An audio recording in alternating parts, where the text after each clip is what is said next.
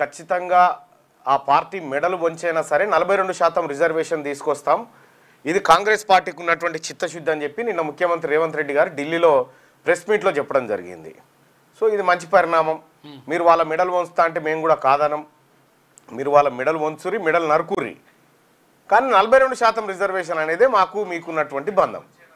కాబట్టి 42% రిజర్వేషన్ కోసం ముఖ్యమంత్రి రేవంత్ రెడ్డి గారు అక్కడ ఆపరేషన్ సింధూర్ మీద కేంద్రం అంతా బిజీగా ఉన్న టైంలో ఆయన 42% రిజర్వేషన్ మీద నిన్న ప్రెస్ మీట్ పెట్టినటువంటి తీరు మహా అద్భుతం.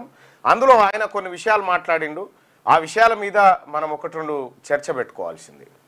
ఒకటి, భారతీయ జనతా పార్టీ మెడలు వంచైనా సరే 42% రిజర్వేషన్ తెస్తాం.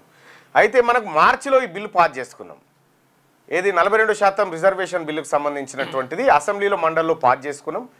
ఆ బిల్లు పాస్ అయిన అసెంబ్లీలో పాస్ అయిన సాయంత్రం 5 గంటలకే ముఖ్యమంత్రి కార్యాలయం నుంచి ఒక నోట్ విడుదల చేశారు. ప్రధానమంత్రి అపాయింట్మెంట్ కోరుతూ అఖిలపక్ష సమావేశానికి ముఖ్యమంత్రి చొరవ చూపుతున్నట్టుగా అదైంది. దాదాపుగా మార్చి, ఏప్రిల్, మే, జూన్, జూలై 5 నెలలు గడుస్తూ ఉంది. 5 నెలల్లో ఇప్పటి వరకు ముఖ్యమంత్రి అపాయింట్మెంట్ మళ్ళీ అడగలే రేవంత్ రెడ్డి గారు. సరే, ఓకే, అడగలే. నీతి ఆయోగ్ మీటింగ్ పోయినప్పుడు ముఖ్యమంత్రితో కలిసిండు, ప్రధానమంత్రితో కలిసిండు, అప్పుడు అడగలే. ఇప్పుడు తాజాగా ఏదైతే హైకోర్టు డెడ్ లైన్ విధించిందో 3 నెలలలోపు లోకల్ బాడీ ఎలక్షన్స్ కంప్లీట్ చేయాలని, ఈ సందర్భంలో ముఖ్యమంత్రి రేవంత్ రెడ్డి గారు భారతీయ జనతా పార్టీ మెడలు వంచైనా సరే ఈ బిల్లును 9th షెడ్యూల్లో పెట్టిస్తామనేటువంటి గొప్ప మాట చెప్పిండు. కనీసం ఈ మాటకైనా ముఖ్యమంత్రి గారు కట్టుబడి ఉంటారని మనం అందరం ఆశిద్దాం. ఇక దాంట్లో రెండో అంశం ఏంటంటే, ముఖ్యమంత్రి గారు చెప్తుంది ఏంటంటే, భారతదేశంలోనే ఎక్కడ జరగని విధంగా క్యాస్ట్ సెన్సస్ను మేము నిర్వహించినాం, ఇది దేశానికే ఆదర్శం అనేటువంటి మాట చెప్పింది. మీ వరకు ఆదర్శం. కానీ ముఖ్యమంత్రి గారు నిన్న కొంతమంది విలేకరులు మిమ్మల్ని ప్రశ్నలు అడిగారు. ఏమని? క్యాస్ట్ సెన్సస్ చేసిరు, వివరాలు ఎందుకు బయట పెట్టలేదు అని అడిగాను. అంటే అవసరం మేరకు మాత్రమే బయట పెడతాం, వ్యక్తిగత గోప్యతా చట్టం కారణంగా మేము వివరాలు బయట పెట్టలేకపోతున్నాం అనేటువంటి మాట ముఖ్యమంత్రి గారు చెప్పిండు. ఆ బయటలో కూడా ఉంది, మీరు చూడొచ్చు. వ్యక్తిగత గోప్యతా చట్టాన్ని ఆయన ప్రస్తావించాడు. అసలు ఏంది వ్యక్తిగత గోప్యతా చట్టం? దాన్ని DPDP 2023 చట్టం అంటారు. అది 2023 ఆగస్టులో పార్లమెంటు ఆమోదించినటువంటి ఒక చట్టం. ఆ చట్టంలో ఏం చెప్తారు? డిజిటల్ డేటా ప్రొటెక్షన్కి సంబంధించినటువంటి ఆ యాక్ట్. అది ఒక వ్యక్తిగత, ఆ పదంలోనే ఉంది, వ్యక్తిగత గోప్యత. అంటే ఒక వ్యక్తికి సంబంధించినటువంటి సమాచారాన్ని గోప్యంగా భద్రపరచడం అనేది ఆ చట్టం యొక్క ఉద్దేశం. సమూహాంది కాదు, గుంపుది కాదు. అట్లా అనుకుంటే మనకు 2011లో క్యాస్ట్ సెన్సస్ నిర్వహించారు. ఆ క్యాస్ట్ సెన్సస్లో ఏ గ్రామంలో ఎంతమంది జనాభా ఉన్నారు అనేది క్లియర్గా అందులో మెన్షన్ చేశారు. ముఖ్యమంత్రి గారు చెప్పేది ఏంటంటే, బీసీల లెక్క కనుక చెప్తే, బీసీల లెక్క బయటికి వస్తే ప్రజల్లో ఘర్షణ వాతావరణం నెలకొంటుంది, ప్రజలందరూ భయాందోళనకు గురవుతారు, ప్రజల మధ్య మనస్పర్ధలు వస్తాయి అనేటువంటి ఆలోచనతో చెప్తా ఉన్నారు. ఇప్పుడు ఎస్సీల లెక్క బయటకు వచ్చింది, వాళ్ళలో ఏ పంచాయతీ లేదు. ఎస్టీల లెక్క ఎస్టీల బయటకు వచ్చింది, వాళ్ళకి ఏ పంచాయతీ లేదు. మైనార్టీలు ఎంతమంది ఉన్నారో వాళ్ళ లెక్క బయటకు వచ్చింది, ఏ పంచాయతీ లేదు. ఓన్లీ బీసీల లెక్క బయటికి రాగానే జనమంతా కొట్టుకొని చచ్చిపోతారు అనేటువంటి భ్రమలో ఈ రాష్ట్ర ప్రభుత్వం వ్యాఖ్యలు చేయడం ఏదైతే ఉందో, ఈ రాష్ట్ర ప్రభుత్వానికి నిర్దిష్టంగా తెలంగాణ రాష్ట్రంలో ఉన్నటువంటి బీసీల కులాల లెక్కలు బయట పెట్టడానికి ఇష్టం లేదనేది అర్థమవుతా ఉంది. మీరు చూడొచ్చు, సెన్సస్ 2011 అనేటువంటి సెన్సస్ ఉంటుంది. దాంట్లో ప్రతి గ్రామానికి సంబంధించిన లెక్క ఉంటుంది.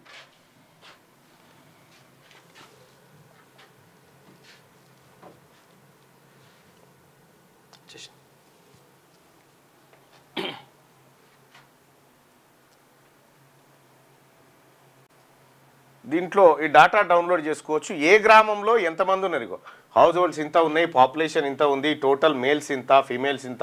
ఈ data district wise, state wise, village wise, ward wise కూడా ఉంది. ఇక్కడ లేనటువంటి డాటా ప్రొటెక్షన్, ఇక్కడ లేనటువంటి డాటా ప్రొటెక్షన్ యాక్ట్ కేవలం బీసీలది డాటా. నేనేమడుగుతా ఉన్నా, ముఖ్యమంత్రి గారు మీరు అద్భుతమైన సర్వే చేసిర్రు అని మీరు అనుకుంటారు కదా, ఓకే. సర్వేలో ఏ క్యాస్ట్ వాళ్ళు ఎంతమంది ఉన్నారు ఈ తెలంగాణ రాష్ట్రంలో, ఈ లెక్క చెప్పడానికి నీకు డాటా ప్రొటెక్షన్ యాక్ట్ ఏమన్నా అడ్డొస్తా ఉందా? అడ్డొస్తే ఆ డాటా ప్రొటెక్షన్ యాక్ట్లోని పార్లమెంట్ చట్టంలోని ఏ క్లాజు ఇది ఈ నిబంధన చూపిస్తుందో ఒకసారి చూపియండి చాలు. ఏ క్లాజు అడ్డు రావడం లేదు. ఒక వ్యక్తికి సంబంధించినటువంటి అంశము, ఒకే వ్యక్తికి సంబంధించిన అంశం విషయంలో మాత్రమే అది ప్రొటెక్ట్ చేస్తుంది. సమూహంగా ఉన్నటువంటి వాళ్ళ విషయంలో ప్రొటెక్ట్ చేయదు, అది వర్తించదు. క్లియర్గా చట్టం చెప్తున్నటువంటి మాట ఇది. ముఖ్యమంత్రి గారు అవగాహన రాహిత్యంతో ప్రజల్ని ఏమార్చాలని చెప్తున్నటువంటి విషయంగా దీన్ని పరిగణించాల్సి ఉంటుంది. ఇప్పటికైనా ఇవన్నీ బంద్ చేసి ఇప్పుడు మీరు చేయరు. రేపు పొద్దున 2026లో నేషనల్ వైడ్ క్యాస్ట్ సెన్సస్ జరుగుతూ ఉంది. అప్పుడైతే బయటకు వస్తుంది కదా ఆటోమేటిక్ అన్ని లెక్కలు. అప్పుడు ఏ గ్రామంలో ఏ కులం వాళ్ళు ఎంతమంది ఉన్నారనేటువంటి లెక్క బయటకు వస్తుంది కదా. మరి ఆ లెక్క బయటకు వచ్చిన తర్వాత ఇప్పుడు నీ లెక్క ఏం చేసుకుంటావు? అప్పుడు ఏదో ఇంకో ఇవాళ రేపు ఇవాళ 2025, 26, 27 మార్చి 30 కల్లా డాటా మొత్తం పబ్లిక్ డొమైన్లోకి వస్తుంది భారతదేశ వ్యాప్తంగా. అప్పటికి మీరే ముఖ్యమంత్రి ఉంటారు కదా, మరి అప్పుడు తల దించుకోవాల్సి వస్తుంది కదా. ఆ పరిస్థితి ముందే ఎందుకు, ఇప్పుడే బయట పెట్టవచ్చు కదా మీరు చేసినటువంటి డాటా. అంటే మీరు చేసే డాటా వాళ్ళతో పోల్చబడదు. ఎందుకనంటే మీరు చేసినటువంటి క్యాస్ట్ సెన్సస్లో తెలంగాణ జనాభా 3,74,00,000 మంది ఉన్నారన్నట్టుగా చూపించారు. కానీ ఇదే రాష్ట్ర ప్రభుత్వం అసెంబ్లీలో టేబుల్ మీద పెట్టినటువంటి బిల్లులో తెలంగాణ సోషో ఎకనామిక్ అవుట్లుక్ 2025-26 బుక్లో తెలంగాణ జనాభా 4,21,00,000 మంది ఉన్నట్టుగా రాష్ట్ర ప్రభుత్వమే చెప్పింది. అంటే 50 లక్షల మంది జనాభా మీ సెన్సస్ రిపోర్ట్లో మిస్ అయింది. నేను అడిగింది అదే. ఈ 50 లక్షల మంది ఏది 4,21,00,000 మంది ఉన్నారని ఈ బుక్లో చూపించారు. తెలంగాణ జనాభా మాత్రం 3,74,00,000 మంది అని చెప్పి క్యాస్ట్ సెన్సస్లో చూపించారు. ఈ 50 లక్షల డిఫరెన్స్ ఉంది. ఈ 50 లక్షల మంది డెత్ సర్టిఫికేట్లు ఏడున్నాయి, లేదంటే వీళ్ళ గోరీలు ఎక్కడున్నాయని అడిగిన. దానికి మీరు హట్ అయ్యారు. ఒక రాష్ట్ర ప్రభుత్వమే 2 విధాల డాటా ఇచ్చినప్పుడు సహజంగానే మాలాంటి సభ్యులు ప్రశ్నిస్తారు. మీరు ఆ డాటాను దాచిపెట్టడానికి తప్పు మీద తప్పు చేసి ఇప్పుడు 42% రిజర్వేషన్ పక్కనే కదా తెస్తారు కదా మీరు. చూద్దాం, ఒకవేళ మీరు తెచ్చే ప్రయత్నంలో మేము కూడా మద్దతు చేస్తాం. రైట్గా ఈనాడు దినపత్రికలో ఉన్నటువంటి ప్రధానమైనటువంటి వార్తలు చూద్దాం. 42% బీసీ రిజర్వేషన్లు సాధిస్తాం, అందుకోసం భాజపా మెడలు వంచుతాం.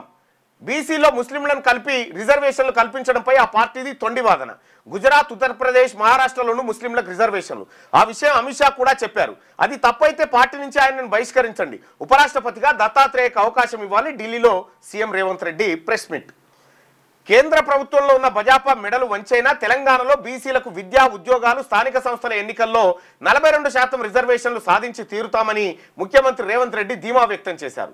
బీసీల్లో ముస్లింలను కలిపి రిజర్వేషన్లు అమలు చేయడాన్ని అంగీకరించబోమన్న భాజపాది తొండివాదనాన్ని కొట్టిపారేశారు. బుధవారం ఇక్కడి తన అధికారిక నివాసంలో ఆయన విలేకరులతో మాట్లాడారు. బీసీ రిజర్వేషన్లపై శాసనసభలో చర్చ జరిగినప్పుడు భాజపా ఎమ్మెల్యేలు మద్దతు పలికారు. కానీ ఆ పార్టీ రాష్ట్ర నూతన అధ్యక్షుడు మాత్రం అందులోంచి ముస్లింలను తొలగించాలని వితండవాదం చేస్తున్నారు. ముస్లిం రిజర్వేషన్లపై కిషన్ రెడ్డి, బండి సంజయ్, రామచంద్రరావులు అవగాహన లేకుండా మాట్లాడుతున్నారు. ఆ పార్టీ అధికారంలో ఉన్న గుజరాత్, యూపీ, మహారాష్ట్రలో 40 నుంచి 50 ఏళ్ల నుంచి ముస్లిం రిజర్వేషన్లు అమల్లో ఉన్నాయనేటువంటి మాట చెప్తా ఉన్నారు. ఇంకా ఇక్కడ ఆయన కీలకమైనటువంటి పాయింట్ ఏం చెప్పిండంటే, ఉపరాష్ట్రపతి జగదీష్ ధన్కర్ రాజీనామా చేసిండు అనూహ్యంగా. సరే, విపక్షాల నుంచి వినతులు స్వీకరించడం అది భాజపా ఆగ్రహానికి గురైండు, రాజీనామా చేసిండు అనుకుందాం. ఇక్కడ ఉపరాష్ట్రపతి పదవి ఖాళీ అయింది. ఎన్నికల సంఘం నోటిఫికేషన్ విడుదల చేసింది. 1 నెలలో ఈ ప్రక్రియ పూర్తి చేయాలనేది ఆ నోటిఫికేషన్లో వివరించింది. బండారు దత్తాత్రేయకు అవకాశం ఇవ్వాలనేటువంటి కొత్త వాదన రేవంత్ రెడ్డి గారు తెర మీద తీసుకొచ్చిండు. ఎందుకు తీసుకొచ్చిండు అంటే బీసీల ఇష్యూ నడుస్తూ ఉంది కాబట్టి బండారు దత్తాత్రేయ పేరు. బండారు దత్తాత్రేయకు ఉపరాష్ట్రపతి పదవి ఇస్తే తెలంగాణ రాష్ట్రంలో ఉన్నటువంటి బీసీలంతా చాలా సంతోషం వ్యక్తం చేస్తారనేటువంటి వాదన. అయితే నేను అంటున్న ముఖ్యమంత్రి గారు అంత పెద్దదేమొద్దు, ఈ ముఖ్యమంత్రి పోస్ట్ ఇవ్వండి చాలు బీసీలకు. ఈ ముఖ్యమంత్రి పోస్ట్ ఇవ్వండి, ఈ ముఖ్యమంత్రి పోస్టు ఇవ్వండి బీసీలకు. దీంతో చాలా సంతృప్తి పడతాం. అసలైంది ఇది. నామ్ నిషాన్ పదవులు ఉపరాష్ట్రపతి, రాష్ట్రపతి ఏముంటుంది దాంట్లో? ఏమీ ఉండదు. అసలైన పదవులు మీ దగ్గర పెట్టుకొని ఏదో ఒడ్ల గింజల తాలు మాకీమని చెప్పి ఇప్పుడు మేమంతా కన్నీళ్లు గార్చాలి, ఆనంద బాష్పాలు గార్చాలి మీ ప్రకటన మీద. మాకెందుక? మాకు ముఖ్యమంత్రి సీటు మాది, బీసీలది. ఇది తీసుకోవడానికి మేము సిద్ధమవుతా ఉన్నాం. ఇక భారతీయ జనతా పార్టీ నాయకుడు దత్తాత్రేయకు ఉపరాష్ట్రపతిగా అవకాశం కల్పించాలంటుండు. ఒక పని చేయండి, దత్తాత్రేయకు ఉపరాష్ట్రపతిగా అవకాశం కల్పిస్తే ఇండియా కూటమి పక్షాలతో మద్దతు ఇప్పించే బాధ్యత నీదేనా? ఫస్ట్ సంతకాలు పెట్టి ఓ పని చేయి. ఈ ఇండియా కూటమి పక్షాల దగ్గర 243 మంది ఎంపీలు ఉన్నారు. 30 నుంచి 40 మధ్యలో ఉన్నారు, ఒకరిద్దరు రిటార్ట్ అయి ఉంటారు. వీళ్ళ దగ్గర సంతకాలు పెట్టించి ఒకసారి ప్రధానమంత్రికి ఇవ్వండి. ఏమని, అయ్యా బండారు దత్తాత్రేయ గారు ఉపరాష్ట్రపతిగా ఉండడం మేము ఇండియా కూటమి పక్షాల నుంచి కూడా స్వాగతిస్తున్నామని వీళ్ళ దగ్గర సంతకాలు పెట్టించి రాహుల్ గాంధీ గారితో ఒక ప్రకటన చేయించు బండారు దత్తాత్రేయకి ఇవ్వమని. ఇది మా పబ్లిక్ షోలో పూలు పెట్టడానికి చేసే ప్రకటన కాకపోతే ఇది వాస్తవం ఉందా? ఏమన్నా ఎవరినో ఒకరిని అడ్డు పెట్టుకొని బీసీ రిజర్వేషన్లను బజాపా అడ్డుకోవాలనుకుంటే తెలంగాణ ప్రజలు ఆ పార్టీని రాష్ట్రంలో తుడిచిపెట్టేస్తారు. ఆ పరిస్థితి రాకుండా తెలంగాణ చేసిన 42% బీసీ రిజర్వేషన్ బిల్లుకు అండగా నిలుస్తున్నామని ప్రకటించి బీసీల పట్ల అభిమానాన్ని నిరూపించుకోవాల్సిన అవసరం బజాపాకు ఉందని చెప్తా ఉన్నాడు. దొంగది కాదు దొడ్లకు రాదన్నట్టుగా ఫస్ట్ దొంగతనం చేసిందే మనం. బీసీల డాటా దాచిపెట్టి బీసీలకు సంబంధించినటువంటి లెక్కలు తారుమారు చేసినటువంటి మనం బీసీల అభిమానాన్ని మీరు ఏ పార్టీ అభిమానాన్ని సూరుగన్నారు? బీసీలది. తెలంగాణ రాష్ట్ర ప్రజలు, మరి ముఖ్యంగా ఈ దేశంలో ఉన్నటువంటి బీసీలు, బాబాసాహెబ్ అంబేద్కర్ కాన్స్టిట్యూషన్ ఆఫ్ ఇండియాలో ఎస్సీ ఎస్టీలకు రిజర్వేషన్ అంశాన్ని కల్పించిండు. బీసీల రిజర్వేషన్ అంశం తర్వాత వచ్చేసి రాష్ట్రాల పరిధిలో వదిలిపెట్టారు. ఎన్నడన్నా కాంగ్రెస్ పార్టీ బీసీలకు రిజర్వేషన్ ఇచ్చిందా? రేవంత్ రెడ్డి గారు, ఈ చర్చకు నేను సిద్ధంగా ఉన్నా. నీకు జనతా ప్రభుత్వం వచ్చినప్పుడు బీపీ మండల్ కమిషన్ వేస్తే, వీపీ సింగ్ సర్కార్ వచ్చినప్పుడు ఆ మండల్ కమిషన్ రిపోర్ట్ను ఇంప్లిమెంట్ చేస్తే వచ్చింది. కాంగ్రెస్ పార్టీ దేశంలో బీసీలకు ఇచ్చిన రాజకీయం ఏమీ లేదు, రాజకీయం లేదు, రిజర్వేషన్ లేదు. ఆ 27% reservation BP mandal VP Singh పుణ్యాన్ని వచ్చింది. వచ్చినటువంటి 27ను ఎన్టీ రామారావు గారు ముఖ్యమంత్రిగా ఉన్నప్పుడు 45% రిజర్వేషన్ బీసీలకు ఇవ్వాలనేటువంటి ప్రతిపాదన పెట్టినప్పుడు కాంగ్రెస్ పార్టీ నాయకులు కోర్టుకు పోయి దాన్ని అడ్డుకున్నారు. ఇది నా మాట కాదు, ద డెక్కన్ పాలిటిక్స్ అనేటువంటి బుక్లో దేవులపల్లి అమర్ గారు రాసినటువంటి పుస్తకంలో ఉన్నటువంటి మాట. ఇక్కడ కాంగ్రెస్ పార్టీకి ఉన్నటువంటి హిస్టరీ ఇది రిజర్వేషన్ల విషయంలో. ఇక్కడ మీరు ఏదో బీసీ ప్రజల అభిమానాన్ని అంతా చురగొన్నట్టు, ఓన్లీ భారతీయ జనతా పార్టీకే అభిమానం లేనట్టుగా ముఖ్యమంత్రి గారు ఒకసారి ఆలోచించుకోవాలా. అసెంబ్లీ ఎన్నికలు అయిన తర్వాత 2023 డిసెంబర్ 3 తారీఖు నాడు అసెంబ్లీ ఎన్నికలు అయిన తర్వాత, అసెంబ్లీ ఫలితాలు వచ్చిన తర్వాత పార్లమెంట్ ఎన్నికలు కరెక్ట్గా 6 నెలల తర్వాత జరిగినాయి. పార్లమెంట్ ఎన్నికలకు వచ్చేసరికి బీజేపీ ఎంపీలు 408 మంది అయ్యారు. కాంగ్రెస్ పార్టీ అధికారంలో ఉండి 8 స్థానాలు కోల్పోయింది. అంటే ప్రజలు భారతీయ జనతా పార్టీ అభిమానాన్ని చూరగొన్నారా, మనం చూరగొన్నామో ఈ లెక్కలు తెలిసిపోతా ఉన్నాయి. అంతేందుకు అదిడిచి పెట్టండి, మొన్నటికి మొన్న జరిగినటువంటి ఆదిలాబాద్, నిజామాబాద్ మీద కరీంనగర్ పట్టభద్రుల ఎమ్మెల్సీ ఎన్నికల్లో మీరే పోయి ప్రచారం చేసినారు, సుడిగాలి పర్యటన చేసి ప్రచారం చేసినారు, కాంగ్రెస్ పార్టీ అభ్యర్థిని గెలిపించండి అని. పబ్లిక్ ఏం చేసిరు? ఓడగొట్టిరు. ఇట్లా అన్ని రకాలుగా మీరు మీ పార్టీ బీసీల విశ్వాసాన్ని కోల్పోతున్నటువంటి తరుణంలో ఈ 42% రిజర్వేషన్ మెడలు వంచి సాధిస్తామని, మీరు మెడలు వంచడానికి మా సహాయం ఏమన్నా కావాలంటే అడుగురి బీసీలది మేము చేస్తాం. ఎప్పుడు వస్తారు, ఎక్కడ వస్తారు, ఏ మైదానంలో, ముందు వంచేటి మెడలు ఎవరి, ఆ పర్సన్ ఎవరు, అవి చెప్తే దాన్ని బట్టి మేము వాళ్ళే వంచినా సరే మీరు వంచినా సరే, కాకపోతే రిజర్వేషన్ మాత్రం ఇవ్వాలి. విషయం ఏంటంటే వాళ్ళే మీరు వస్తారా మీ వాళ్ళే వస్తారా తెలియదు, కానీ భారతీయ జనతా పార్టీ మెడలు వంచేటువంటి పరిస్థితులు ఇప్పుడు కాంగ్రెస్ పార్టీ లేదు. ఇప్పుడున్న పరిస్థితిలో తెలంగాణలో ముస్లింలకు మత ప్రాతిపదికన ఎలాంటి రిజర్వేషన్లు కల్పించడం లేదు, కేవలం వెనకబాటుతనం ప్రాతిపదికనే అమలు చేయబోతున్నాం. మేము చేసింది సామాజిక, ఆర్థిక, విద్యా, రాజకీయ, కుల సర్వే, మత సర్వే కాదని చెప్పి రేవంత్ రెడ్డి. ఈ విషయం కరెక్ట్, ఈ విషయంలో మీరు చెప్పింది 100% కరెక్టు. ఇక్కడ ముస్లింలకు మత ప్రాతిపదికన రిజర్వేషన్లు లేవు, ఇక్కడ వెనకబాటుతనం ఆధారంగానే రిజర్వేషన్లు కల్పించబడతా ఉన్నాయి. బీసీఈ గ్రూప్ ఉంది, బీసీఈ గ్రూప్లో కొంతమంది ముస్లింలు, బీలో కొంతమంది ఉన్నారు, ఈడబ్ల్యూఎస్లో కొంతమంది. స్థానిక ఎన్నికల్లో సామాజిక న్యాయమే అస్త్రం, బడుగుల సంక్షేమమే ధ్యేయమని చాటేందుకు కాంగ్రెస్ కసరత్తు. స్థానిక ఎన్నికల్లో సామాజిక న్యాయమే అస్త్రం. ఎంత మంచి వర్డ్ చూడు, సామాజిక న్యాయం అనేటువంటి వర్డ్ ఎంత గొప్పగా ఉంది. సామాజిక న్యాయం అంటే ఏంది? 119 అసెంబ్లీ స్థానాల్లో 56 స్థానాలు అంటే 56% స్థానాలు బీసీలకు దక్కినప్పుడు సామాజిక న్యాయం. ఇప్పుడున్నటువంటి 15-14 మంది మంత్రుల్లో 56% మంత్రి పదవులు బీసీలకు, అంటే దాదాపుగా ఒక 70 ఎమ్మెల్యేలు 6 లేదా 7 మంత్రి పదవులు బీసీలకు దక్కితే సామాజిక న్యాయం అంటారు. సామాజిక న్యాయం అంటే ఏంటంటే మీ ఆఫీస్లో ముఖ్యమంత్రి గారి కార్యాలయంలో ఒక్క బీసీ అధికారి కూడా లేడు చూడు, ఇది సామాజిక న్యాయం అని మీకు అనిపిస్తూ ఉంది. మీరిచ్చినటువంటి కార్పొరేషన్ పదవుల్లో అత్యధిక శాతం మీ వర్గాలను తీసుకొని మా బీసీలకు అన్యాయం చేసి సామాజిక న్యాయం గురించి మీరు మాట్లాడడం ఇది చాలా అద్భుతంగా ఉంది. ఇది వాళ్ళ గిన్నిస్ బుక్ వాళ్ళు కూడా ఇంటే ఇది ఆయనత మీ పేరు తీసుకొని పోయి రాసుకోగల ఇంత అద్భుతమైన అంశమని. బడుగుల సంక్షేమమే ధ్యేయమని చాటేందుకు కాంగ్రెస్ కసరత్తు. కులగణన బీసీ రిజర్వేషన్లపై నేడు ఢిల్లీలో సీఎం ప్రెజెంటేషన్ ఇవ్వబోతూ ఉన్నాడు. నిజంగా పదే పదే ప్రెజెంటేషన్ ఇవ్వాల్సిన అవసరం ఎందుకు ఏర్పడతా ఉంది అంటే ఒక అబద్ధాన్ని పదే పదే నిజమని నమ్మించడానికి ముఖ్యమంత్రి చేయని ప్రయత్నం లేదు. దీనికి అంతటికీ కారణం జానారెడ్డి. జానారెడ్డి ఆడినటువంటి దేడి దిమాగ్ పనిలా ఈయన ఇరికిండు. ముందుగాల మంచిగానే ఉండే, తర్వాత ఇరికి జానారెడ్డి మీద నెట్టేసరికి ఒక అబద్ధాన్ని కప్పిపుచ్చడానికి ఇంకో అబద్ధం, ఇట్లా మొత్తం వ్యవస్థనంతా నాశనం చేసిండ్రు వీళ్ళంతా కలిసి. సామాజిక న్యాయం అని చెప్పకు, సామాజిక అని పెట్టు, అన్యాయమే అస్త్రం అని పెట్టు. సామాజిక అన్యాయమే అస్త్రంగా కాంగ్రెస్ పార్టీ రండి. బీసీలుగా తెలంగాణ రాష్ట్రంలో ఎన్నికలు ఎట్లెదుర్కోవాలో బీసీలో మేము సమాయత్తం అవుతున్నాం, మేము చూపిస్తాం. మాటల యుద్ధానికి ముహూర్తం ఖరారు. ఆపరేషన్ సింధూర్పై చర్చకు సరేనన్న సర్కార్. ఇక 28న లోక్సభలో, మరుసటి రోజు రాజ్యసభలో ఒక్క సభకు 16 గంటల కేటాయింపు. విపక్షాల నిరసనలతో 3వ రోజు స్తంభించిన పార్లమెంటు. పాక్ ఉగ్రవాద స్థావరాలపై మీద మన సైన్యం ఇటీవల విజయవంతంగా చేపట్టిన ఆపరేషన్ సింధూర్పై పార్లమెంట్లో చర్చకు రంగం సిద్ధమైంది. పహల్గామ్ ఉగ్రదాడిలో ముడిపడిన పరిణామాలపై సమగ్ర చర్చ జరగాలని, తాము లేవనెత్తే ప్రశ్నలకు ప్రధాని నరేంద్ర మోడీ పార్లమెంట్లో సమాధానం చెప్పాలని విపక్షం గట్టిగా డిమాండ్ చేస్తున్న విషయం తెలిసిందే. అయితే ప్రధాని బుధవారం విదేశీ పర్యటనకు వెళ్లారు. 26న తిరుగు ప్రయాణం అవుతారు. విపక్షాల డిమాండ్ మేరకు ఆపరేషన్ సింధూర్పై చర్చకు మొత్తంగా 16 గంటల సమయం కేటాయించాలని బుధవారం రాజ్యసభ మళ్ళా విదేశీ పర్యటనకు పోయిండు ప్రధానమంత్రి నరేంద్ర మోడీ గారు. ఆ నాన్వేషన్ అనేటువంటి అబ్బాయితో పోటీపడి మరి ప్రపంచ దేశాలన్నీ ఆయన తిరుగుతున్నటువంటి విధానం, ఆయన స్వీకరిస్తున్నటువంటి అవార్డులు, అసలు నాన్ వెజ్ కూడా ఏడెనకబడతాడు అనేటువంటి పరిస్థితి ఉంది. ఆ ప్రపంచ దేశాలన్నీ తిరుగుతాడు అబ్బాయి. వరల్డ్ టూర్ చేస్తాడు. వరల్డ్ టూర్ ఒకటి రౌండ్ అయిపోయింది. అవకాశం ఉంటే భూగోళం చుట్టూ కూడా తిరుగుతాడు. సూర్యుడు తన చుట్టూ తాను తిరుగుతూ,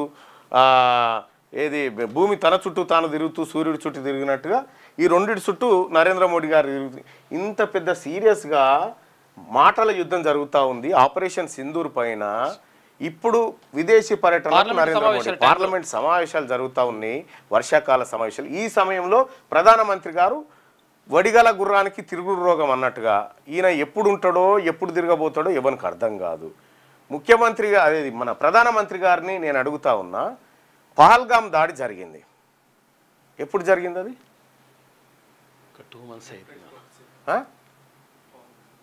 పహల్గామ్ దాడి జరిగింది, కొన్ని నెలలు గడుస్తూ ఉంది.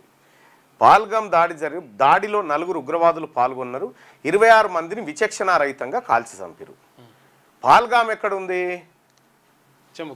జమ్మూ కాశ్మీర్లో ఉంది. ఆ పహల్గామ్ నుంచి పాకిస్తాన్ వారిపోవాలంటే ఒక 600-700 కిలోమీటర్లు పోవాలి. ఇటు బంగ్లాదేశ్ పోలేరు, అటు చైనా పోలేరు, నేపాల్, కాశ్మీర్ కొండలు అంతకంటే ఎక్కలేరు. కాల్చిన ఉగ్రవాదులు ఆ పహల్గామ్ దగ్గరికి కనీసం సైకిల్ బాట కూడా లేదు. పోతే గుర్రపు బండి మీద పోవాలి, గుర్రాల మీద పోవాలి, పోతే తప్ప పహల్గామ్ చేయలేరు. అటువంటి ప్లేస్లోకి 4 ఉగ్రవాదులు వచ్చి పర్యాటకులను చంపి వాళ్ళు గుర్రాల మీద కూడా పోలేనటువంటి పరిస్థితుల్లో నడుచుకుంటూ పోగలిగితే ఎంత దూరం పోగలుగుతారు? మా అయితే 5 కిలోమీటర్లు ఆ కొండలెక్కి పోగలుగుతారు. ఈ 5 కిలోమీటర్ల రేడియేషన్లో మన ఆర్మీకి ఆ 4 దొరకలే. ఇప్పటిదాకా 4 ఉగ్రవాదులు దొరకలే. వాళ్ళు ఏడున్నారో తెలియదు, వాళ్ళు ఎక్కడున్నారని చెప్పి ఇప్పుడు ఇండియా కూటమి పక్షాల ఖర్గే గారి వాదన. అదే అంశం మీద ఖర్గే గారికి ఎక్కువ సమయం కేటాయించిండు జగదీష్ ధన్ఖడ్ అని చెప్పి ఆయనని ఉపరాష్ట్ర పదవి నుంచి దిగిపోమ్మని భాజపా ఆదేశించినట్టుగా తెలుస్తూ ఉంది.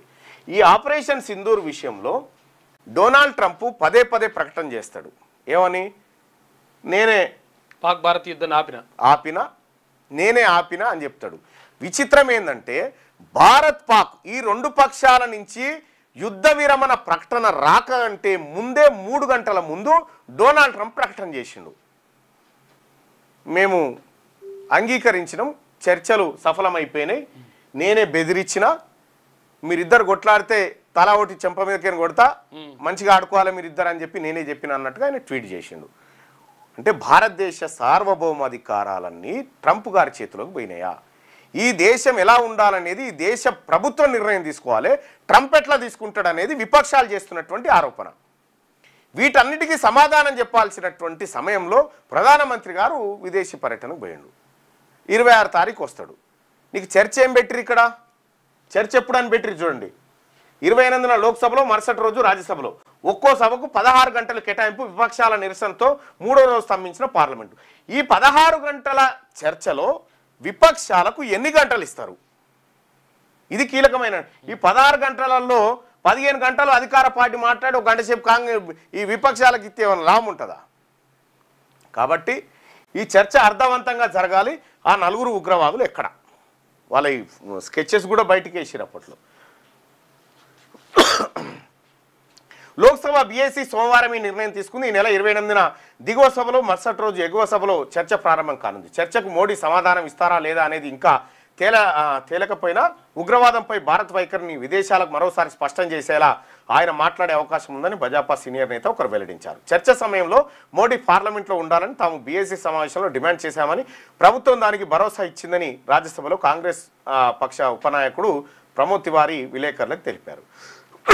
పహల్గాంపై మొట్టమొదటిసారిగా పార్లమెంట్లో చర్చ జరగబోతోంది. ఇక్కడ ఇంత సీరియస్ అంశం, ఈ దేశాన్ని కుదిపేస్తున్నటువంటి అంశం ఇక్కడ జరుగుతూ ఉంటే సారేమో ఇక్కడ మెడల్ వంచుతా అని చెప్పని అంటున్నాను. వాళ్ళేమో ఇప్పుడు బీజేపీ మెడల్ వంచే పనిలో సింధూరు, ఆపరేషన్ సింధూరు కాడ వాళ్ళు ఉన్నారు. అంటే పెద్ద సౌండ్ కాడ మన సౌండ్ చేసినా పెద్దగా ఎవరికి వినిపించకూడదు అన్నట్టు. డీజే కాడికి పోయి ఎవరన్నా సుదర్శన్ బాగున్నావా అంటే వినబడదు. సేమ్ ఇదే కథ అన్నట్టు ఇప్పుడు ఇది కూడా.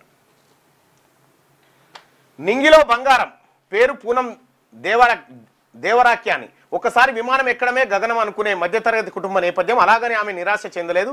ఆశయమే రెక్కలు కట్టుకొని రివ్యూన ఎగిరారు. ఏకంగా 7000 గంటలు విమానం నడపడంతో పాటు ఏవియేషన్ రంగంలో అనేక విజయాలు సాధించారు. గోల్డెన్ గర్ల్ అవార్డులు అందుకున్నట వసుంధరో ఆమెకు సంబంధించినటువంటి పూర్తి స్థాయి వివరాలు.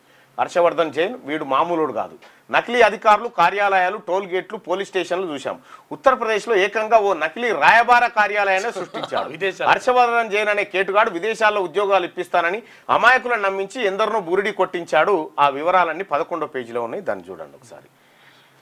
విశ్రామ్ బాపట్ పనిలో మునగాలని, ప్రభుత్వ ఉద్యోగం చేసి పదవి విరమణ పొందితే అమ్మయ్య అనుకుంటారు. శేష జీవితం హాయిగా గడపాలని కలలు కంటారు. మహారాష్ట్రలోని అమరావతి జిల్లాలకు చెందిన విశ్రామ్ బాపట్ చాలా మంది చిన్న ఉద్యోగులు, ఎస్ఐ, కానిస్టేబుల్, ఆ స్థాయి సిఏఓ, వీళ్ళేమో విశ్రాంతి రిటైర్ అయిపోయిన తర్వాత అమ్మయ్య బెనిఫిట్స్ వస్తే భార్య పిల్లలు ఎన్ని పడ్డ కష్టం జాలరా ఇంటికాడ ఉందామని అనుకుంటారు. కానీ చాలామంది ఉన్నతాధికారులు చూడరు. ఇప్పుడు స్త్రీనిధిలో ఉన్నాడు విద్యాసాగర్ రెడ్డి. ఆయన రిటైర్ అయి 10 ఏళ్ళు అయిండు. మంచిగా నడుస్తున్నాడు. ఆయన ఒకడు భుజం పట్టుకుంటే తప్ప మెట్లెక్కలేని పరిస్థితి. అటువంటి వృద్ధులు ఎంతో మంది ఇప్పుడు జమ అయ్యారు. మళ్ళా కేంద్ర రాష్ట్ర ప్రభుత్వం వాళ్ళని ఇంకా నయ్యం స్ట్రెచర్ మీద కూడా తీసుకొచ్చి పెడతారు. స్ట్రెచర్ మీద తీసుకొచ్చి అనామతం ఆడ కూర్చుని పెట్టి నామకే నిశాలు నడిపిస్తారు అన్నట్టు. దొరికిన మురళీధర్ కూడా అదే రిటైర్ అయిన వ్యక్తులు వీళ్ళు. ప్రభాకర్ రావు రిటైర్ అయిన ఓఎస్డిఏ. వీళ్ళందరినీ మన వృద్ధ జంబూకాలను మేపినట్టు మేపింది గత ప్రభుత్వం. వీళ్ళేమో కొనసాగిస్తా ఉన్నారు గంతే. అయితే మునుగాకు సంబంధించి తోట పెట్టిందట. ప్రిన్సిపల్ గా రిటైర్ అయిన తర్వాత స్వగ్రామంలో మునగాకు సాగు ప్రారంభించి దానికో బ్రాండే సృష్టించారట. ఆయన విజయ పరంపర ఇది. ఆకాశంలో పక్షి, నీళ్ళలో చేప, డ్రోన్లు లోపల కూడా వాటర్లో కూడా వెళ్తాయంట. మహాలక్ష్మితో ఆర్టీసీ బలోపేతం. రాష్ట్రంలో 20,000 కోట్లతో రోడ్ల మరమ్మతులకు ప్రణాళిక. ఉప ముఖ్యమంత్రి బట్టి విక్రమార్క వెల్లడి. ఎంజీబీఎస్ లో ఘనంగా మహిళల 200 కోట్ల ప్రయాణ వేడుకలు నిర్వహించిరట. 200 కోట్ల టికెట్స్ కట్ చేసిరట. ఉచిత ప్రయాణం ప్రారంభించిన 2023 డిసెంబర్ 9 తారీఖు నుంచి నేటి వరకు ఆ పైసలు గవర్నమెంట్ ఇస్తుంది ఆర్టీసీకి. ఆర్టీసీ దివాలా తీసింది దేనికోసం తీసింది? గవర్నమెంట్ డబ్బులు ఇవ్వకనే. ఇప్పుడు ఇస్తున్నారా లేదా తెలియదు కానీ స్టూడెంట్ బస్ పాస్లని, తర్వాత వికలాంగుల పాసులని అనేక రాయితీల పాసులని ప్రభుత్వం ఇస్తుంది. ఆర్టీసీకి పైసలు ఇవ్వకపోవడంతో ఆ ఆర్టీసీ ఇంత దివాలా తీస్తుంది. స్థానికత సమస్యకు పరిష్కారంతో రండి, లేదంటే పిటిషన్ను డిస్మిస్ చేస్తాం. నీట్ యూజీ విద్యార్థుల కేసులో రాష్ట్ర ప్రభుత్వానికి సిజేఐ జస్టిస్ గవాయ్ హెచ్చరిక. తల్లిదండ్రుల కోణంలోనూ చూడాలని సర్కారుకు హితవట. నీట్ యూజీ విద్యార్థుల స్థానికత సమస్యకు ప్రభుత్వమే పరిష్కార మార్గాలు చూపాలని, లేదంటే పిటిషన్ డిస్మిస్ చేస్తామని సుప్రీంకోర్టు ప్రధాన న్యాయమూర్తి జస్టిస్ బిఆర్ గవాయ్ తెలంగాణ ప్రభుత్వాన్ని హెచ్చరించారు. ఎంబీబీఎస్లో ప్రవేశాలు పొందాలనుకున్న విద్యార్థులు నీట్ పరీక్ష రాయడానికి ముందు వరుసగా 4 ఏళ్లు రాష్ట్రంలో చదివి ఉంటేనే స్థానికులుగా పరిగణిస్తామంటూ రాష్ట్ర ప్రభుత్వం జారీ చేసినటువంటి ఉత్తర్వులు ఏదైతే ఉందో ఆ విషయంలో గందరగోళం నెలకొంది. ఇదే అంశం పైన రాష్ట్ర ప్రభుత్వం కూడా సుప్రీంకోర్టుకు పోయింది, హైకోర్టు కొట్టేస్తే. అయితే విషయం ఏంటంటే యాక్చువల్గా ఇక్కడ ఏమంటారు 4 years కంటిన్యూగా చదవాలంటున్నారు. ఏమవుతుంది 10th అయిపోయిన తర్వాత ఇంటర్ కూడా వేరే రాష్ట్రంలో చదివిస్తున్నారు. దాంతో ఏమవుతుంది లోకల్ వాళ్ళు నాన్ లోకల్ అవుతున్నారు. ఇప్పుడు నాన్ లోకల్ వాళ్ళు వేరే రాష్ట్రం నుంచి వచ్చేసి ఇక్కడ ఒకవేళ 4 ఏళ్ళు చదువుకున్నారు అనుకో, వాళ్ళు లోకల్ అవుతున్నారు. దీనివల్ల యూజీసీ అంటే ఇప్పుడు ఈ ఎంబీబీఎస్ సీట్లు కోల్పోతున్నారు. చాలా నష్టం జరుగుతుంది. దీనిపైన అసలు యాక్చువల్గా రాష్ట్ర ప్రభుత్వం ఒక నిర్ణయం తీసుకోవాలి. చాలా మంది ఇక కరువు తీరా వాన. రాష్ట్రంలో పలు చోట్ల కుండపోత వర్షాలు. వరంగల్ ఉమ్మడి జిల్లాలో వరద బీభత్సం. వెంకటాపురంలో రికార్డు స్థాయి వర్షపాతం నమోదు. అల్లాడిన కరీంనగర్ కార్పొరేషన్. వచ్చే 3 రోజులు భారీ వర్ష సూచన. కరీంనగర్ మంకమ్మ తోటలోని 2వ పోలీస్ స్టేషన్ ఎదురుగా జలమయమైన సిరిసిల్ల రోడ్డు. ఇప్పుడు పొన్నం ప్రభాకర్ అన్న ఈ మంకమ్మ తోట నీ ఇల్లే కరీంనగర్లో. ఇప్పుడు నీ ఇంటికాడికి రావాలంటే స్విమ్మింగ్ చేసుకుంటూ రావాల్సిందే. కరీంనగర్లో జలమయమైనటువంటి రోడ్లు. మీరు కరీంనగర్ నుంచి మంత్రిగా ఉన్నారు, అంతకుముందు ఎవరు గంగుల కమలాకర్ వీళ్ళందరూ ఉన్నారు. నేను ఏమంటున్నంటే ఈ కరీంనగర్ కాస్త ఇప్పుడన్నా జర శుద్ధి చేయండి, లేకపోతే బోట్లనే పెట్టినా ఏం కాదు. బోట్లు పెడితే పోవచ్చు. మంకమ్మ తోట కానీ వాళ్ళ ఇల్లు అన్నట్టు, వాళ్ళ బాయి కూడా. కరువు తీరా వాన. రాష్ట్రంలోని పలు చోట్ల కుండపోత వర్షాలు. రాష్ట్ర వ్యాప్తంగా బుధవారం తెల్లవారుజాము నుంచి రాత్రి వరకు ఎడతెరిపి లేకుండా వర్షాలు కురిశాయి. వరంగల్, కరీంనగర్, ఖమ్మం, మెదక్, నల్గొండ, రంగారెడ్డి ఉమ్మడి జిల్లాల పరిధిలో భారీ వర్షాలు పడ్డాయి. రాజధాని హైదరాబాద్లోనూ రోజంతా వాన పడుతూనే ఉంది. జంట జలాశయాల్లోకి మూసి ఈసీ నదుల నుంచి నీరు భారీగా చేరుతుంది. వివిధ జిల్లాల్లో వాగులు వంకలు పొంగిపొరలు తుండడంతో పలు చోట్ల రోడ్లు తెగిపోయాయి. వరి పొలాలు నీట మునిగాయి. ములుగు జిల్లా వెంకటాపురంలో మంగళవారం రాత్రి నుంచి బుధవారం రాత్రి వరకు ఏకంగా 46.9 సెంటీమీటర్ల వర్షపాతం నమోదైంది. బుధవారం ఆసిఫాబాద్ జిల్లా బెజ్జూరులో 23.4 సెంటీమీటర్లు, హనుమకొండ జిల్లా భీమదేవరపల్లిలో 14.4, మనుగూరులో 12.8, సూర్యాపేట జిల్లా మామిళ్ళగూడెంలో 11.5, భూపాలపల్లి టేకుమట్లలో 10.2, యాదాద్రి భువనగిరి జిల్లా కరగూడెంలో 10.1 సెంటీమీటర్ల వర్షపాతం నమోదైంది. ఇక్కడ ఏది మన ఇది ఉంది కదా ములుగు దగ్గర ఏది హనుమకొండ జిల్లా భీమదేవరపల్లి కాదు, ఇగో వెంకటాపురం జిల్లా, ములుగు జిల్లా వెంకటాపురం ఉంది కదా, వెంకటాపురం ఈ పరిసర ప్రాంతాలన్నీ కూడా గోదావరి పరివాహక ప్రాంతాలు. గోదావరి పరివాహక ప్రాంతంలో వెంకటాపురంలో ఎప్పుడు కూడా వర్షాలు పడుతుంటే గతంలో కూడా 2 సంవత్సరాల క్రితం కూడా విపరీతమైనటువంటి వర్షాలు పడ్డాయి. విపరీతమైన వర్షాలు పడి ప్రజల గూడాలన్నీ మునిగిపోయినటువంటి పరిస్థితి. ఆ రోజు కూడా నా కూతురిది బర్త్డే ఉండే ఇదే జూలై మాసంలో ఉంటే ఆ రోజు 2 ట్రక్కుల నిండా సరుకులు పంపించి అక్కడి ప్రజల్ని ఆదుకోవడానికి మా వంతు ప్రయత్నం చేయడం జరిగింది. పినపాక నియోజకవర్గం అక్కడ భద్రాద్రి కొత్తగూడెం జిల్లా తర్వాత భద్రాచలం కూడా పోయినాం. భద్రాచలం కూడా అక్కడ పంపించడం జరిగింది. అయితే మేము ప్రారంభించిన తర్వాత అక్కడ ఉన్నటువంటి నాయకులను జనం తిట్టిరు. ఎందుకంటే ఎక్కడి నుంచో వచ్చి ఇక్కడ పంచుతా ఉంటే మీరేం చేస్తారు అంటే ఆ తర్వాత వాళ్ళు కూడా చేసిరు. సో ప్రెసెంట్ ఇప్పుడు ఆలేరు నియోజకవర్గంలో ఉన్నటువంటి ప్రభుత్వ పాఠశాలలో చదివే 1 నుంచి 10వ తరగతి విద్యార్థులకు విద్యార్థినులకు బాటా షూస్ పంపిణీ కార్యక్రమం నిన్న ప్రారంభించడం జరిగింది. ఇవాళ బొమ్మల రామారం అలాగే మూటకొండూరు మండలాల్లో పంపిణీ కార్యక్రమం ఉంది. మొదటి విడతగా 4 మండలాలు, రెండో విడతగా మరో 4 మండలాలని ఎంపిక చేసుకోవడం జరిగింది. కాగితాల్లోనే కడుతున్నారట. కల్వర్ట్ల నిర్మాణంలో తీవ్ర జాప్యం. అంచనాలు రూపొందించిన టెండర్ దశలోనే పనులు. ఇక ప్రమాదాలపై దృష్టి సారించని ఆర్ఎండ్బి శాఖ. ఆర్ఎండ్బి శాఖ అది మనందరికీ తెలుసు. ఆర్ఎండ్బి రోడ్స్ అండ్ బిల్డింగ్ గౌరవనీయులు కోమటిరెడ్డి వెంకటరెడ్డి గారి సారథ్యంలో ఉంటుంది. ఆయన దగ్గరికి మీరు ఏ పని కన్నా పోరు, కాదు అంటే ఒట్టు కాదు లేదు ఉండదు ఆయన దగ్గర. అది అయిపోయింది ఆల్రెడీ, నా దృష్టికి వచ్చింది, మొన్ననే సంతకం పెట్టిన రావులా అంటాడు.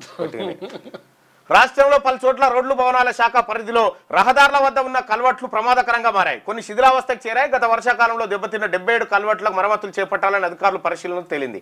వీటిలో 58 కల్వర్ట్లు 70% పైగా 18 ఏమో 30 నుంచి 70% మధ్య దెబ్బతిన్నాయని చెప్పి ఆర్ఎండ్బి అధికారులు గుర్తించారు. పునరుద్ధరణకు 97.47 కోట్ల రూపాయలు అవసరమని చెప్పి అంచనాలు వేసారు.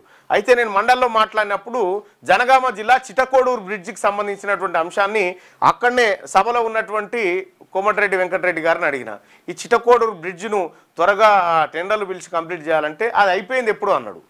తీరా చూస్తే అది అయిపోవట్లేదు కదా, అసలు ఆ విషయం ఒకటి ఆయనకు తెలియదు. అది ఇంజనీరింగ్ తొలి విడతలో 59,980 మంది చేరిక, బీటెక్ సీట్లు పొందిన ఆసక్తి చూపని 17,581 మంది, మిగిలిన మొత్తం సీట్లు 23,074. ఈ 25 నుంచి ఎఫ్సెట్ రెండో విడత కౌన్సిలింగ్ మరో 5,000 సీట్ల వరకు పెరిగే అవకాశం ఉందట. ఇప్పుడు ఇంజనీరింగ్ సీట్లలో ఎగబడి పోయి సీట్లు కొనకూరి మస్తు మిగిలిపోతా ఉన్నాయి, కొనేటోడు లేడు. జైలు సూపరింటెండెంట్ ఏమంటాడు, మిథున్ రెడ్డికి జైల్లో ప్రత్యేక వసతులు అన్ని రకాలుగా మీ గదే తనకు సౌకర్యంగా ఉందంటే సూపరింటెండెంట్ ఆఫీసే ఇచ్చేసిరట, ఛాంబర్ ఇచ్చేసిరట అన్ని రకాలుగా. మీకు ఎంపీ కదా. వెలుగు దినపత్రికలో ఉన్నటువంటి వార్తలు చూద్దాం.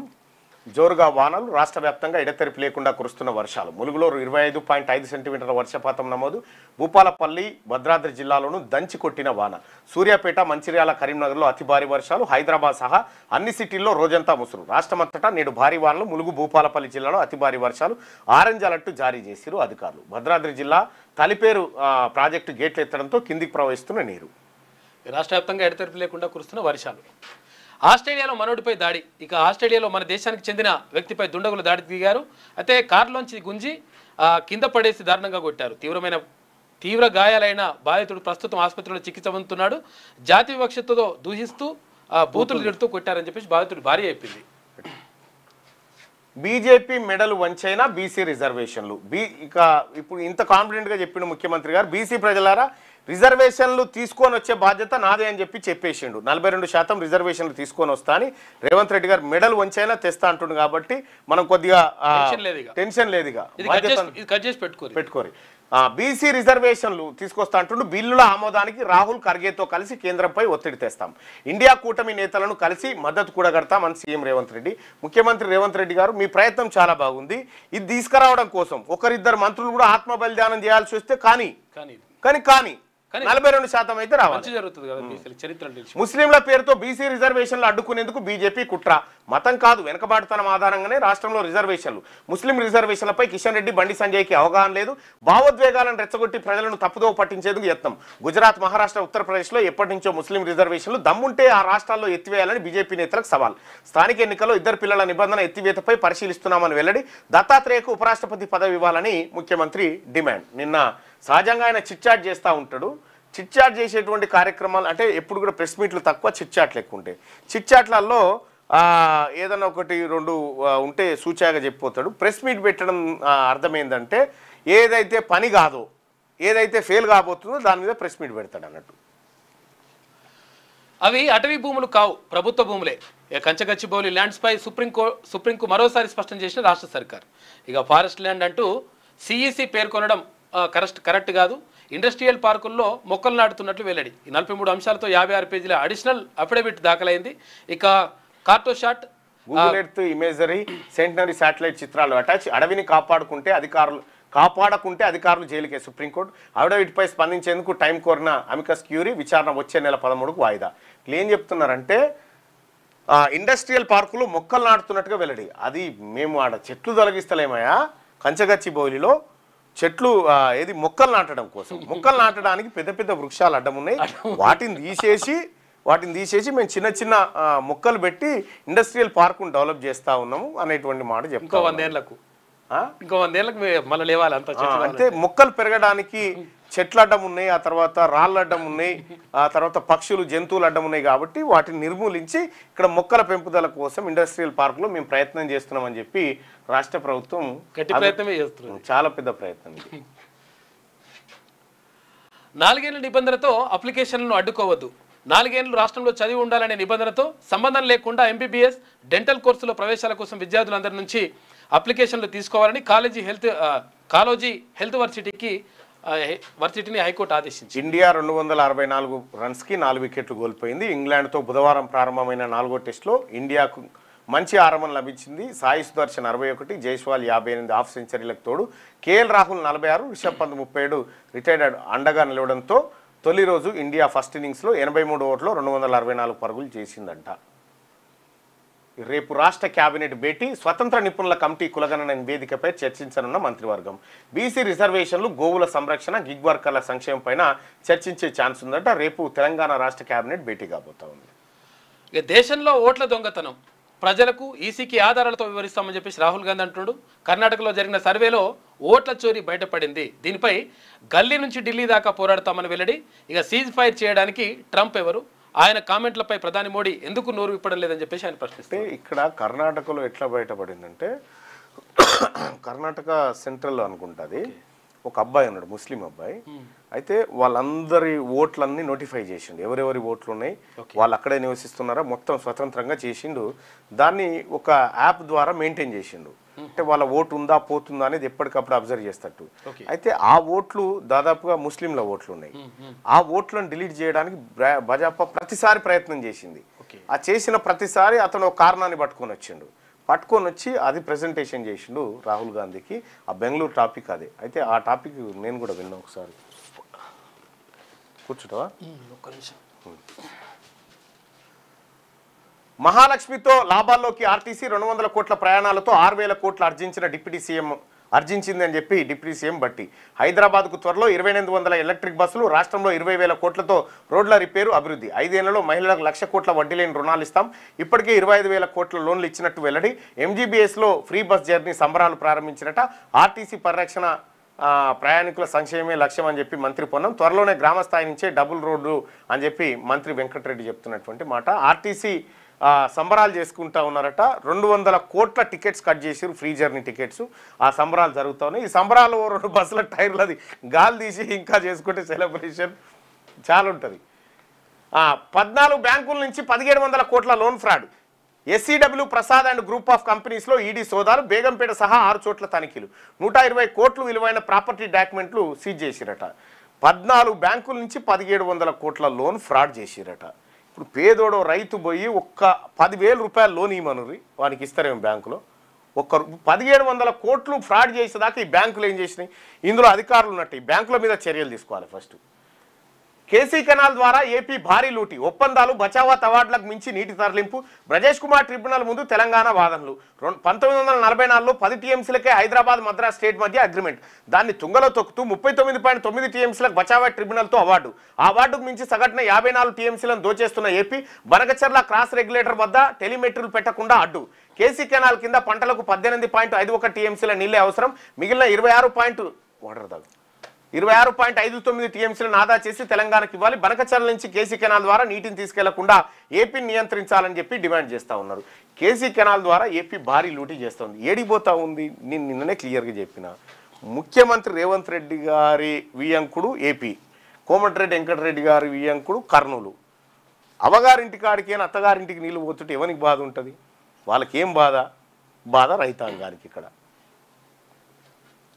యువకుడు ఆత్మహత్యనట. లూడో బెట్టింగ్తో అప్పుల పాలై యువకుడు ఆత్మహత్య, మృతుడు నారాయణపేట జిల్లా వాసి. ఈ లూడో బెట్టింగ్ యాప్ల ద్వారా ఇగో మావోడు ఇన్ని కోట్లు సంపాదించడం ఒక్క వార్త రాలే ఇప్పటిదాకా. ఒక్కడు రాలే ఇప్పటిదాకా. 50 మంది చచ్చిపోయినట్టుగా వార్తలు చదివిన. ఈ మావోడు లూడో గేమ్ ఆడి ఒక తాను చూసిన కడప జిల్లాలో ఒక పిల్లగాడు ఉన్నాడు. వాడు పేకాట ఆడుతున్నట. వాడు ఎన్నడూ కూడా పేకాట్లో లాస్ కాలేదట. వాడు నాకు ఇవన్నిటి గురించి తెలిసిపోతుంది సార్ అని చెప్పి పోలీసులకు వానంతల వాడే లొంగిపోయాడు. ఆ వీడియో ఉంటుంది చూడు. వానంతల వాడే లొంగిపోయి పేకాటలో ఈ కార్డ్స్ అన్నీ ఇవి ఒకసారి నేను పట్టుకుంటే ఇవి ఏంటియో చెప్పేస్తా సార్ అని వాడు ప్రతి ఆటలో గెలుస్తూ ఉండట. వాళ్ళ తండ్రి కూడా తండ్రిని తీసుకొని పోలీస్ స్టేషన్కి వచ్చి లొంగిపోయాడు. ఈ ఆటలో నాకు తెలియని జ్ఞానం వచ్చింది సార్, నేను ఏం చేయాలని చెప్పి. అంత జ్ఞానం అంటే చూడరు మరి. తీన్మార్ నోబెల్ ప్రైజ్ ఇచ్చేదాకా ఆపేటట్టు లేడు కదా. నేనే యుద్ధం ఆపా అని చెప్పి డొనాల్డ్ ట్రంప్ చేస్తున్నటువంటి వ్యాఖ్యలు. ఆంధ్రజ్యోతిలో ఉన్నటువంటి వార్తలు చూద్దాం. ఆర్డినెన్స్ ఆమోదిస్తారా? గవర్నర్ నిర్ణయం కోసం నిరీక్షణ. ఇక స్థానిక సంస్థల రిజర్వేషన్ల ఖరారుపై రేపటితో మిగిలిన హైకోర్టు గడువు. గవర్నర్ ఏమీ తేల్చకపోతే కేబినెట్లో చర్చించి బీసీ రిజర్వేషన్లపై నిర్ణయం తీసుకుంటారు. బీహార్ ఎన్నికలను బహిష్కరించే యోచన, ప్రజల అభిప్రాయం తెలుసుకుంటాం. ఓటర్ల జాబితా సవరణ నేపథ్యంలో తేజస్వి యాదవ్ అంటూ ఒక వార్త. ఖచ్చితంగా బీజేపీ బీహార్ ఎన్నికలను అంత ఈజీగా అంటే ఓటర్ల జాబితాను అక్కడ చిల్లంకలం చేయకుండా ఎన్నికలకైతే పోయే పరిస్థితి కనిపిస్తలేదు. 42% సాధిస్తాం, కేంద్రం మెడలు వంచైనా తెస్తాం, రైతు చట్టాలని అలాగే రద్దు చేయించాం, బీసీ రిజర్వేషన్లపై బీజేపీది ద్వంద్వ వైఖరి, అసెంబ్లీలో మద్దతు, కేంద్రంలో తాత్సారం, రాష్ట్ర బీజేపీ కొత్త అధ్యక్షుడిది వితండవాదం, ముస్లింల సాక్తో బీసీ రిజర్వేషన్ల మోకాలడ్డు, బండి సంజయ్ కిషన్ రెడ్డి అడ్డుపడుతున్నారు, దేశానికి రోల్ మోడల్గా తెలంగాణ కులగణన, ఇద్దరు పిల్లల నిబంధన ఎత్తివేతపై ఆలోచిస్తున్నాం. ఆలోచించడం ఏంది, అసలు నిబంధన ఎందుకు పెట్టుకున్నాం? ఇద్దరు పిల్లలు ఉంటే ఎన్నికల్లో పోటీ చేయాలి, జనాభా పెరుగుతుందని. ఇప్పుడు జనాభా తగ్గి సస్తున్నాం కదా. ఇప్పుడు దక్షిణ భారతదేశానికి ఇప్పుడు ఈ నిబంధన తీసుకొచ్చిన పుణ్యాత్ముడు చంద్రబాబు నాయుడు ఆయన్నే ఎత్తేసి వీలైతే నలుగురిని కానంటారా అని చెప్తా ఉన్నాడు. ఎక్కువగా ప్రయత్నం చేయని అంటున్నాడు ఆయన. ఇప్పుడు ఆ ముఖ్యమంత్రికి ఒకడే కొడుక, ఈ ముఖ్యమంత్రికి ఒకతే బిడ్డనే. అవును, పెంచమంటారు. ఇద్దరు పిల్లల నిబంధన వెంటనే ఎత్తేయాలి ముఖ్యమంత్రి గారు. రాష్ట్రంలో ప్రతిపక్ష బీఆర్ఎస్ కు నాయకుడు లేడు, బీఆర్ఎస్ లో ఇంటి పోరు అంతా ఓ డ్రామా, ఉపరాష్ట్రపతి పదవిని దత్తాత్రేయకి ఇవ్వాలి, తెలంగాణ ప్రజల తరఫున కేంద్రాన్ని కోరుతున్న, ఢిల్లీలో మీడియా సమావేశంలో సీఎం రేవంత్ రెడ్డి గారు. ఇంకా మన రాజకీయ నాయకులు చాలా విచిత్రమైన పరిస్థితి ఉంది చూడండి, చాలా విచిత్రం అంటే చాలా విచిత్రంగా అనిపిస్తుంది. నరేంద్ర మోడీ గారు సింగిల్, రాహుల్ గాంధీ గారు సింగిల్, ద్రౌపది ముర్ము గారు సింగిల్, ప్రధానమంత్రి, ప్రతిపక్ష నాయకుడు, రాష్ట్రపతి సింగిల్. వీళ్ళు ఒంటరిగానే ఉంటారు. రాహుల్ గాంధీకి మ్యారేజ్ కాలే, నరేంద్ర మోడీ గారిది చిన్నతనం లేదో అయింది, అయిపోయింది. ముర్ము గారికి అయినట్టుంది కానీ భర్త లేడు పాపం. అంటే అంటే రాజకీయాలు చేయాలంటే ఇది ఒక అర్హత లెక్క మారిపోయింది. రాజకీయాల పైన ఫుల్ టైం కేటాయించవచ్చు. సొంత వాళ్ళ ఫోన్ల ట్యాపింగ్, దానికన్నా ఆత్మహత్య చేసుకోవడం మేలు, ఇంత చేసి సాధించింది ఏంటి, ఉద్యోగమే ఊడింది కదా. మీడియాతో చిట్చాట్లో సీఎం రేవంత్ రెడ్డి. రేపు కేబినెట్ పెట్టి బీసీల 42% రిజర్వేషన్ల ఆర్డినెన్స్ స్థానిక ఎన్నికలపై చర్చించే అవకాశం ఉందట. ముఖ్యమంత్రి గారు మీరు 42% రిజర్వేషన్ తీసుకురావడానికి నాకు బీసీల మద్దతు కావాలని చెప్పు, తీసుకురావడానికి అంతే, తీసుకురాకుండా ఓట్లేయడానికి కాదు, తీసుకురావడానికి మద్దతు కావాలంటే బీసీల అందరం తయారున్నాం, ఏం చేయాలో చెప్పు, ఆదేశించండి. అది అటవీ భూమి కానే కాదు, కేంద్ర సాధికార కమిటీ తప్పుడు అంచనాలతో ఆ నిర్ధారణకు వచ్చింది. ఏ చట్టం ప్రకారంనైనా గచ్చిబౌలి ప్రాంతాన్ని అటవీ భూమిగా వర్గీకరించలేము. గతంలో సుప్రీం తీర్పు ఇదే చెప్పింది. సుప్రీంకోర్టుకు తాజాగా సమర్పించిన సమగ్ర అఫిడవిట్లో రాష్ట్ర ప్రభుత్వం వెల్లడి. ఇక అఫిడవిట్పై స్పందించేందుకు సమయం కోరిన అమికస్ క్యూరీ తదుపరి విచారణ 13వ తేదీకి వాయిదా పడ్డది. ఇప్పుడు వచ్చిన పరిశాన్ ఏంటంటే ఆల్రెడీ ఈ భూమి అమ్మీరు, భూమి తాకట్టు పెట్టి 15,400 కోట్ల రూపాయలు అప్పు తెచ్చారు. తెచ్చి అందులోకేనో 9,000 కోట్లు తెచ్చి రైతు భరోసా చేసి అప్పిచ్చినోడు ఇచ్చిండు, భూమి ఏది మరి అని అంటుండు. అది సాఫ్ చేద్దామంటేనే ఈ సుప్రీంకోర్టు జైల్లో పెడతాను బట్టి. ఇప్పుడు ఎటు కాకుండా ఇరికిపోయింది రాష్ట్ర ప్రభుత్వం, ఇబ్బందే ఉన్నది. ఆ విద్యార్థులను అనుమతించండి నీటికి సంబంధించినటువంటిది. ఇక రాజ్నాథ్ లేదా నడ్డా కొత్త ఉపరాష్ట్రపతిగా వీరిలో ఒకరికి ఛాన్స్ అంట. బీజేపీ వర్గాల్లో చర్చ. మోదీ, షాకు నమ్మదగ్గ నేతగా రాజ్నాథ్, నడ్డాకు గుర్తింపు ఉందంట. పరిశీలనలో మహారాష్ట్ర గవర్నర్ సిపి రాధాకృష్ణన్, ఇక Bihar CM Nitish Kumar, deputy chairman Harivansh, ఇంకొక 2-3 రాయన ముందే చెప్పిన ఆంధ్రజ్యోతి అందు లాటరీ. ఉపరాష్ట్రపతి ఎన్నిక ప్రక్రియ ప్రారంభం, ఉభయ సభల సభ్యులతో ఎలక్టోరల్ కాలేజీ ఏర్పాటు, వీలైనంత త్వరలో షెడ్యూల్ ప్రకటన. ఈసీ నోటిఫికేషన్ విడుదల చేసిన తర్వాత 30 రోజుల్లోగా పోలింగ్ ఉంటుందట. దంచి కొడుతున్న వానల వార్తను చూడొచ్చు. కరీంనగర్ నీట మునిగినట్టుగా కనిపిస్తూ ఉంది, రోడ్లన్నీ జలమయమైనవి. వెస్ట్ ఆర్కిటికా దేశమట, ఆ దేశానికి రాయబారట. ఉత్తరప్రదేశ్ గజియాబాద్లో ఏకంగా నకిలీ ఎంబసీనే తెరిచిన గనుడు, నకిలీ పోలీస్ స్టేషన్ కోర్టు పెట్టిండు. మొన్నగుడు నకిలీ కోర్టు, నకిలీ టోల్ గేటే పెట్టిండు, టోల్ ప్లాజా పెట్టిండు. వాడు పెట్టినాక 2-3 ఏళ్ళకు గుర్తుపెట్టింది ఇది నకిలీ టోల్ గేట్. ఉత్తరప్రదేశ్ గజియాబాద్లో ఏకంగా నకిలీ ఎంబసీనే తెరిచిన గనుడు, విదేశాల్లో ఉద్యోగాల పేరుతో యువతపై వల, భారీ ఎత్తున వసూలు, హవాలా మార్గంలో షెల్ కంపెనీలకు. నిందితుడు హర్షవర్ధన్ జైన్ అరెస్ట్ అట. వీన్ని ఏం చేయాలంటే ఫస్ట్ ఆఫ్ ఆల్ వీన్ని అరెస్ట్ కాదు, వీన్ని ఎర్రకోట కాడికి తీసుకుపోయి సన్మానించాలి. ఈ దేశంలో ఉన్న లూపోల్ బయట పెట్టింది. సంక్షేమ హాస్టల్లో స్టీల్ పాత్రల్లోనే వండాలి, అల్యూమినియం పాత్రలు వాడొద్దు, విద్యార్థుల సమస్యలు తెలుసుకునేందుకు తనిఖీలు చేస్తా. మంత్రి అడ్లూరు లక్ష్మణ్ WWFతో కలిసి మిషన్ ప్రకృతి రాష్ట్ర గురుకులాలు శ్రీకారం చుట్టినట. సంక్షేమ హాస్టల్లో స్టీల్ పాత్రల్లోనే వండాలట. కర్ణాటకలో కాఫీ టీ అమ్మకాలు బంద్. జీఎస్టీ నోటీసుల నేపథ్యంలో చిరు వ్యాపారుల నిరసన. లక్షల్లో పన్ను కట్టాలంటూ కొందరికి నోటీసులు అందాయని ఆందోళన. సీఎం సిద్ధరామయ్యతో చర్చలు. పన్నులు వసూలు చేయబోమంటూ ముఖ్యమంత్రి హామీ. ఆందోళన విరమణ. ఉపరాష్ట్రపతి ఎన్నిక ప్రక్రియ ప్రారంభమైంది. ఇక మూడో రోజు అదే తీరు. పార్లమెంట్లో కొనసాగిన విపక్షాల నిరసన.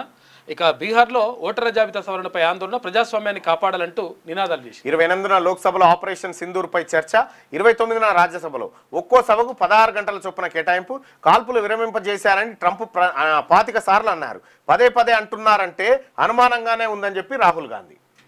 హ్యాంబాటలో తొలి అడుగు. R&B పరిధిలో 373 రోడ్లకు సర్కార్ ఆమోదం. ఉత్తర్వులు జారీ. మొదటి దశలో 5190 కిలోమీటర్లు. రోడ్ల కోసం 6478 కోట్లు. జస్టిస్ వర్మ పిటిషన్పై విచారణకు ధర్మాసనం. దాంట్లో నేను భాగస్వామిగా ఉండను. గతంలో ఈ అంశంపై ఏర్పాటైన విచారణ కమిటీలో సభ్యుడిగా ఉన్నందునే CJI జస్టిస్ BR గవాయ్ వెల్లడట. అందులో సభ్యుడిగా ఉండరని. ఆర్టీసీకి మహాలక్ష్మి కానీ పైసలు ఎవరు కట్టాలి మరి? ఇప్పుడు ఆ 200 కోట్ల రూపాయలు జనంగా కట్టాలి కదా. జనమే పైసలు అంతే.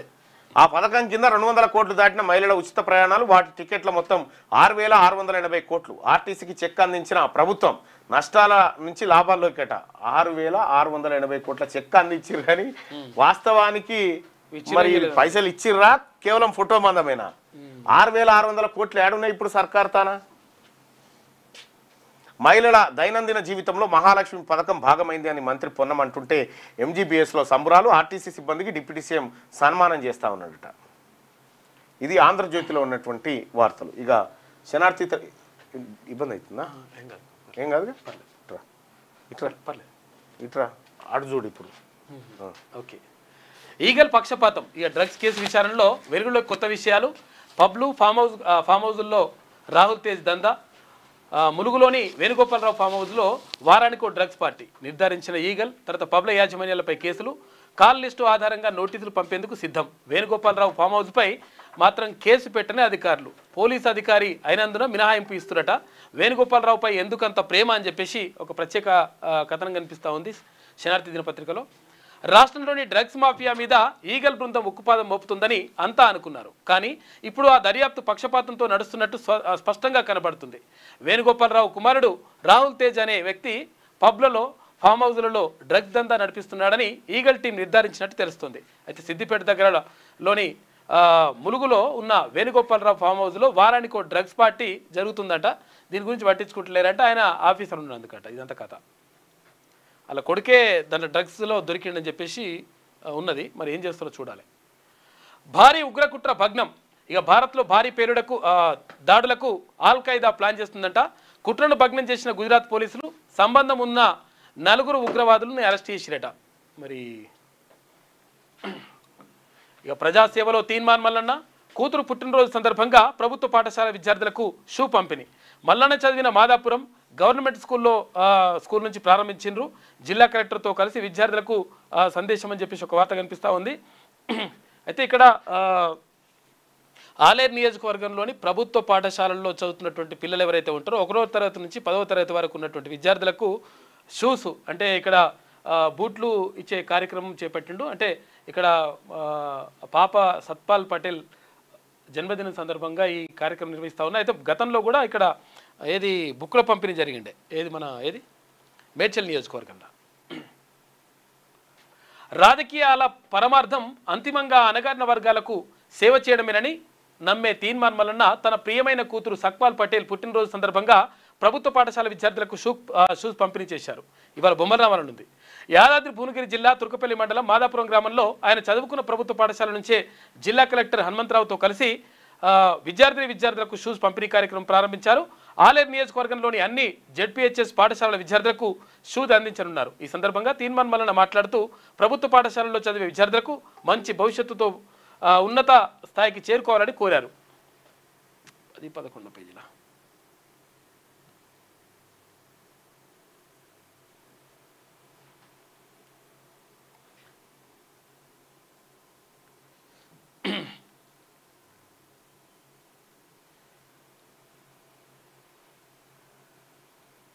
ఇవన్నీ కూడా అంటే మొత్తం నిన్న షూస్ పంపిణీ కార్యక్రమానికి సంబంధించి తర్వాత ఇక్కడ డిఈఓ సత్యనారాయణ గారు ఇక్కడ యాదాద్రి భువనగిరి జిల్లాకు సంబంధించి కలెక్టర్ హనుమంతరావు వీళ్ళందరూ కూడా వచ్చేసిండ్రు.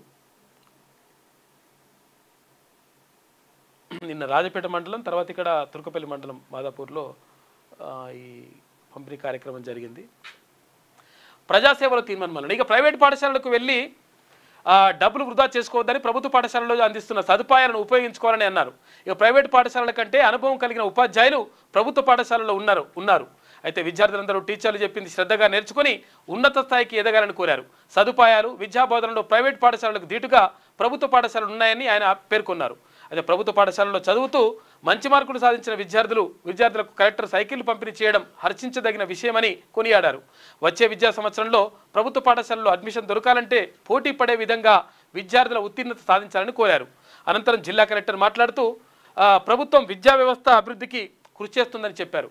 ఈ ప్రభుత్వ పాఠశాలలో చదివిన విద్యార్థి నేడు ఎమ్మెల్సీ కావడం గర్వకారణమని పేర్కొన్నారు. నియోజకవర్గంలోని ప్రభుత్వ పాఠశాలల విద్యార్థులందరికీ ఉచితంగా షూస్ పంపిణీ చేయడం చాలా గొప్ప విషయమన్నారు. మన జిల్లాలో ఎమ్మెల్సీ తీన్మార్ మల్లన్న చదివిన ప్రభుత్వ స్కూల్ నుంచి ఈ కార్యక్రమం చేపట్టినందుకు ధన్యవాదాలు తెలుపుతున్నామన్నారు. అయితే జిల్లాలో పేద విద్యార్థులను గుర్తించి వారిని దత్తత తీసుకొని చదువుతున్నామని ఆయన చెప్పారు. కొన్ని గ్రామాల్లో మూతబడిన పాఠశాలలు తిరిగి ప్రారంభమయ్యాయని, గత సంవత్సరంతో పోలిస్తే ఈ సంవత్సరం రాష్ట్ర స్థాయిలో మెరుగైన ఫలితాలు సాధించామని తెలిపారు. ఇక ప్రభుత్వ పాఠశాలలపై నమ్మకం పెరిగిందని, అందుకే ఈ సంవత్సరం జిల్లాలో అత్యధిక అడ్మిషన్లు వచ్చాయని పేర్కొన్నారు. ఈ కార్యక్రమంలో జిల్లా విద్యాశాఖ అధికారి సత్యనారాయణ, మాదాపురం జెడ్పీహెచ్ఎస్ ప్రధాన ఉపాధ్యాయురాలు ఎంఈఓ మాలతి, ఇతర అధికారులు, ఉపాధ్యాయులు, గ్రామస్తులు, విద్యార్థులు అందరూ కూడా పాల్గొన్నారు. నిన్న కార్యక్రమం బాగా జరిగింది. అక్కడ రాజపేటలో, తర్వాత ఇక్కడ తుర్కపల్లి మండలం మాదాపూర్లో ఆయన సొంత గ్రామంలో జరిగింది కార్యక్రమం. దీనికి సంబంధించినటువంటి చిత్రాలు మనం చూసుకోవచ్చు. కలెక్టర్ కూడా నిన్న హాజరైంది ఈ కార్యక్రమానికి. రాజపేటలో కూడా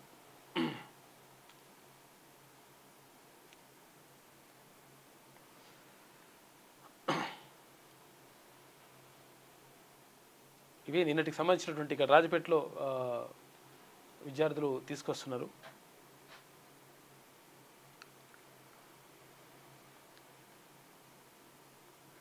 నెట్ కార్యక్రమానికి సంబంధించి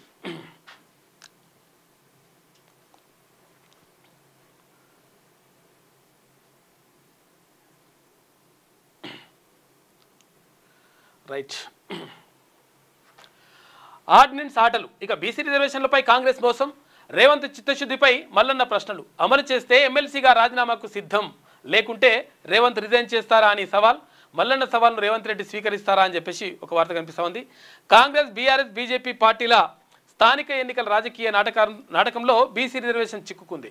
అయితే బీసీలను చీల్చి ఎన్నికల్లో ఓటు బ్యాంకుగా వాడుకుంటూ ఆధిపత్య కులాల సేవలో తరించిపోతున్న ఈ పార్టీలకు చెక్ పెట్టడానికి బీసీలు మేల్కోవాల్సిన సమయం వచ్చేసింది. తెలంగాణలో బీసీ రిజర్వేషన్ అంశం రాజకీయ రంగస్థలంగా మారింది. అయితే కాంగ్రెస్, బీఆర్ఎస్, బీజేపీ మూడు ప్రధాన పార్టీలు బీసీలకు 42% రిజర్వేషన్లకు పైకి మద్దతు తెలుపుతున్నా ఆచరణలో చిత్తశుద్ధి కొరవడింది. ఈ అంశం వారి రాజకీయ స్వార్థం, ఆరోపణలు, ప్రత్యారోపణలు, బాధ్యతారాహిత్యం మధ్య ఇరుక్కుపోయింది.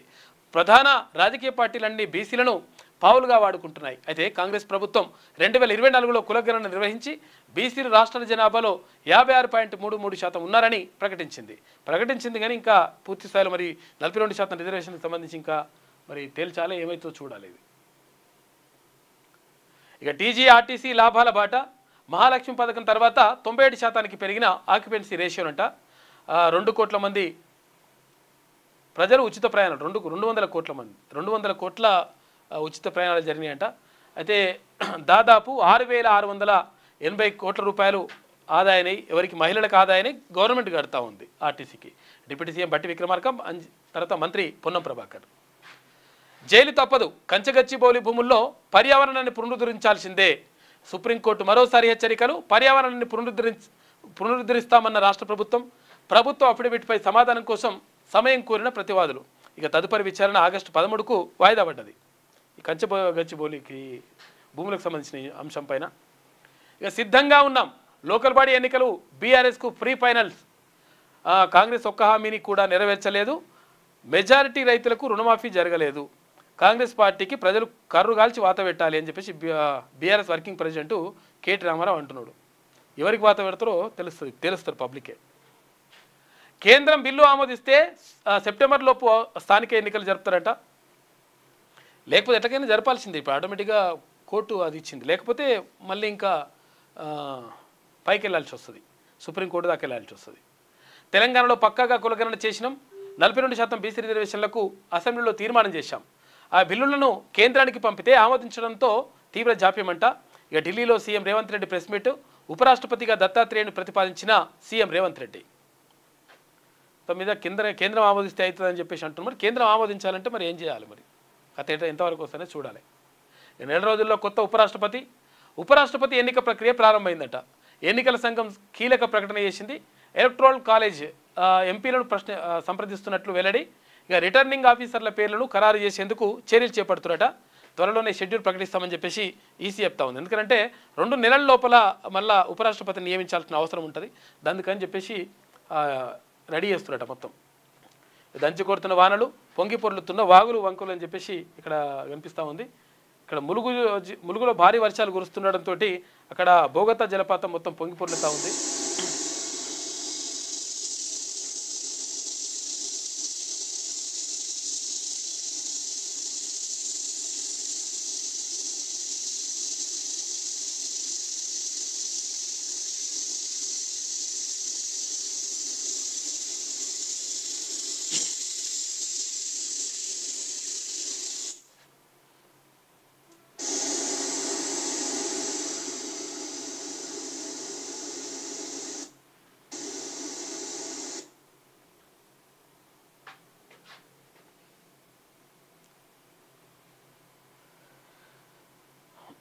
శనార్థిలో మొత్తం మునిగిపోయినట్టు, మొత్తం కాలనీలే ఫుల్ అయిపోయిన వాటర్ దంచి కొడుతున్న వానలకు సంబంధించి.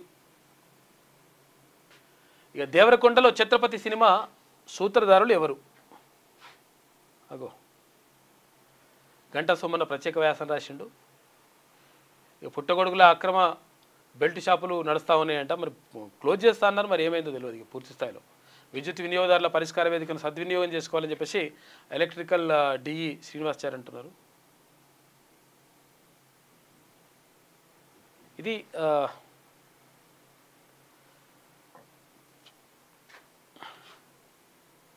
శనార్థిలో ఉన్నటువంటి ప్రధాన కథనాలు అయితే ఒకసారి సాక్షి చూద్దాం.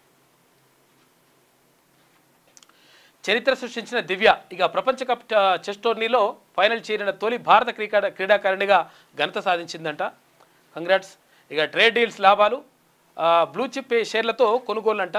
సెన్సెక్స్ 540 పాయింట్లు ప్లస్ అయినాయి. నా అక్క చెల్లెళ్ళు అన్న తమ్ముల కళల్లో వెలుగు చూసినప్పుడే నా నిజమైన పుట్టినరోజు అని చెప్పేసి డాక్టర్ రాజశేఖర రెడ్డి కొటేషన్ చూసుకోవచ్చు. ఇక సింధూర్పై 28న ప్రత్యేక చర్చ. ఆపరేషన్ సింధూర్పై పార్లమెంట్లో ఈ నెల 28న లోక్సభలో, తర్వాత 29న రాజ్యసభలో చర్చ జరిగే అవకాశం ఉందట. ఎందుకంటే ప్రధానమంత్రి విదేశీ పర్యటన పూర్తయిన తర్వాత ఇక్కడికి వచ్చినాక చర్చ జరుగుతుంది. ఇక చెప్పకుండా వచ్చి లేఖ ఇచ్చేసి తన రాజీనామా లేఖను తానే స్వయంగా వెళ్ళి రాష్ట్రపతి ద్రౌపది ముర్ముకు ధన్ఖడ్ అందజేసిన విషయం ఆలస్యంగా వెలుగులోకి వచ్చిందట. ఆయన ఇచ్చొచ్చిండట. ఇక గాజాలో అన్నమో రామచంద్ర కల్లోలిత గాజాలో ఆకలి కేకలతో జనం పిట్టల్లా రాలిపోతున్నారు. 24 గంటల వ్యవధిలోనే కనీసం 15 మంది చనిపోయారట. పాపం, దారుణం పాపం, అన్నం లేక. పట్టు వీడని ప్రతిపక్షాలు పార్లమెంట్ ఉభయ సభల్లో వరుసగా 3వ రోజు విపక్షాల ఆందోళనలు, నిరసనలు, నినాదాలు కొనసాగినాయి. నిన్న కేంద్రం మెడలు వంచుతామని చెప్పేసి ఇక్కడ ముఖ్యమంత్రి రేవంత్ రెడ్డి గారు అంటున్నారు. కేంద్రం మెడలు వంచి బీసీ రిజర్వేషన్లపై తీసుకొస్తామని చెప్పేసి అంటున్నాడు.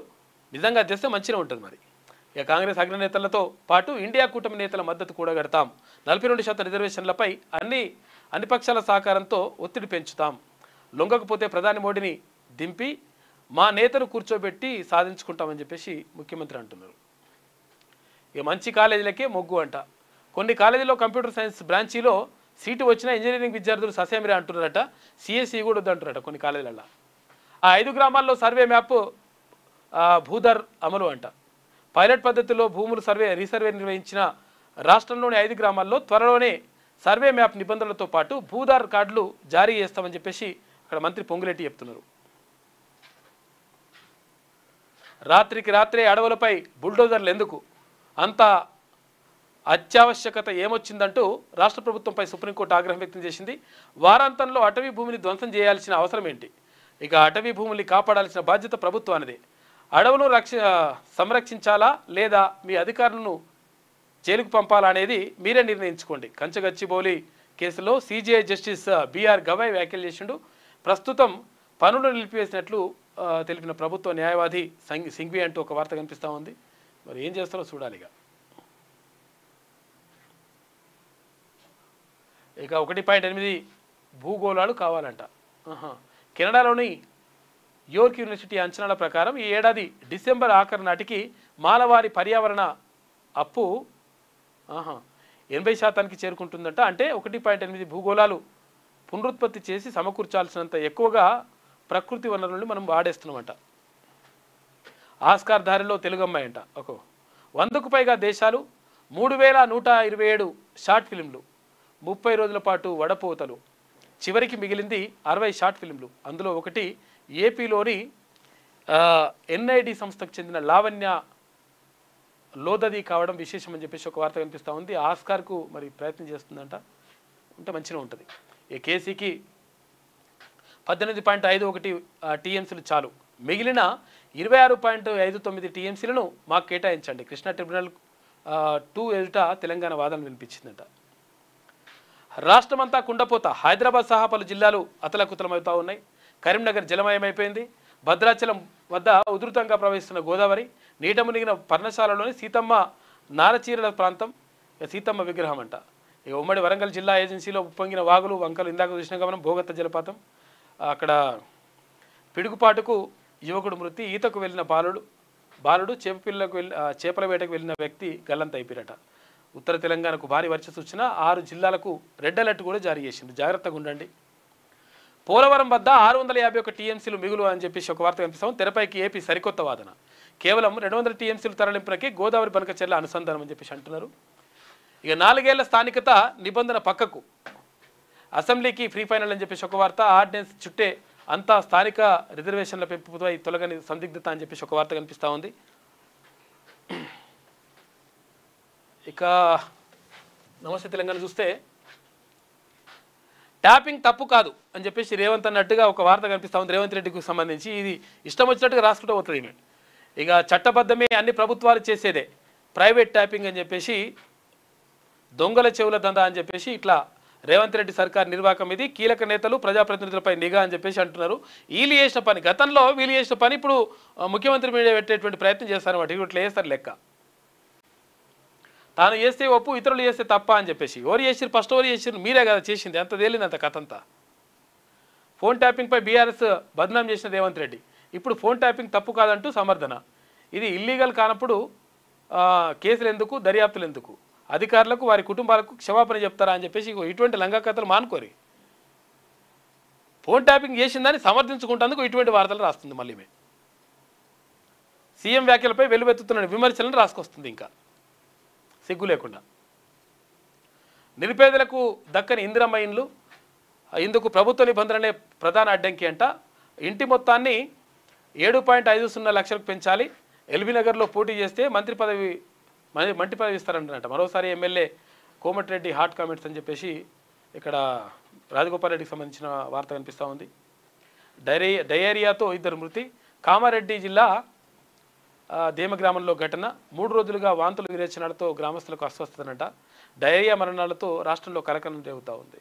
పాపం దంచుకొట్టిన వాన, రాష్ట్ర వ్యాప్తంగా కుండపోత వర్షాలు. ములుగు జిల్లా వెంకటాపురంలో అత్యధికంగా 25.82 సెంటీమీటర్ల వర్షపాతం నమోదైంది.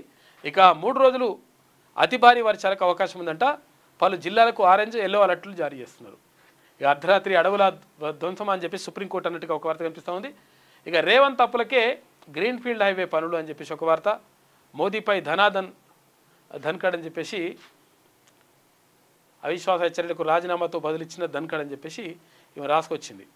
అంతా ఈ ఉల్టా అట్లా రాసుకొస్తుంది అనమాట ఈమె. ఎందుకంటే 12 లక్షల కోట్ల రూపాయల రుణాలు టారిఫ్ అని చెప్పేసి అతడు తెలంగాణ జరి, అందుకే గురి అని చెప్పేసి హ్యాపీ బర్త్డే కేటీఆర్. బర్త్డే జరుపుకున్నావు కానీ ఇట్లా ఉల్టా రాతలు రాసుకొచ్చుడు మాత్రం కరెక్ట్గా అని చెప్పేసి అంటున్నారు.